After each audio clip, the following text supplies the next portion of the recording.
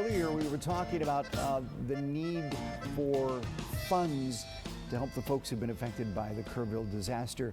And who better to talk to us about what to watch out for when it comes to scams than the head of the Better Business Bureau here in South Texas, and that's Katie Galan. Katie, welcome. Good to have you here. Thank you. Thank you for having me. Let's talk about this. I mean, I mentioned that, a lot of these scams seem so legit. How can we differentiate? Yeah, and this is kind of the world that we're living in right now, where it's so hard to trust anything that we see coming through, whether that's a text message or a phone call or an email. But there are some telltale signs. So the text messages, we're going to start to see an influx of these coming through saying that they are a charity or some sort of organization that's supporting the relief fund in Central Texas, and click on this link and we'll get you more information, right? And so that is a huge no-no. We tell everybody don't ever click on any unsolicited links. So that's definitely something that we want to be careful for.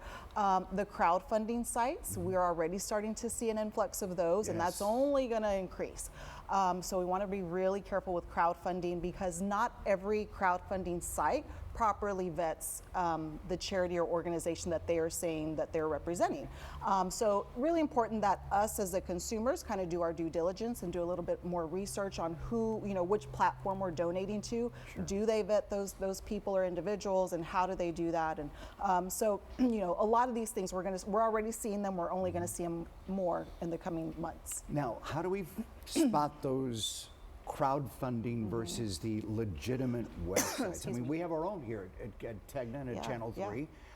Obviously, the QR code is going to take it all directly to where it needs to go. How can we differentiate? Yeah, so as far as crowdfunding goes, there are some that are absolutely legitimate and well-meaning campaigns that are out there, but we highly encourage people to donate. If you're going to donate to a crowdfunding page, only to somebody that you know personally, or that you have some sort of connection to, because there are going to be so many imitation sites that are going out, and so many imitation campaigns. And so if you see something come across, for some reason you feel compelled to give to that, we really encourage you to maybe just take a second, if you don't know them, and then go into your Google or whatever you use, and type in that campaign name, those people, and if you see multiple campaigns on multiple platforms, obviously that's a big red flag.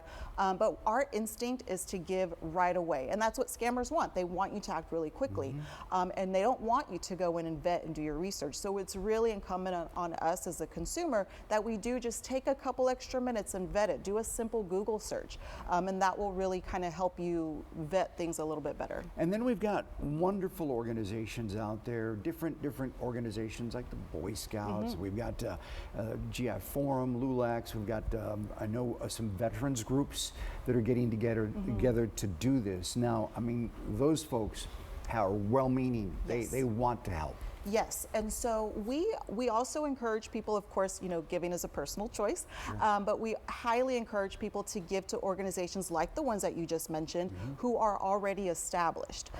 Simply because of the fact, when we're talking about a natural disaster, those types of organizations have the experience, they have the manpower, they likely already have boots on the ground in the affected area.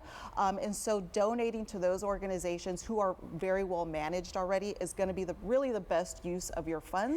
We try to discourage people from giving to those charities and organizations that are newly established after something like the floods in Central Texas.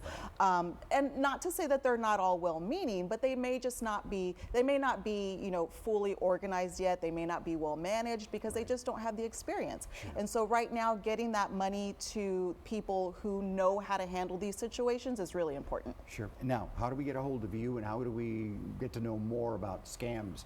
On your website? Yes, our website, bbb.org. You can go to our leadership page and find all of my information there. I encourage people to, I'm not just somebody who goes and speaks to groups or organizations. I'm a phone call away or an email away, and I encourage people to utilize me if they think that they are being scammed.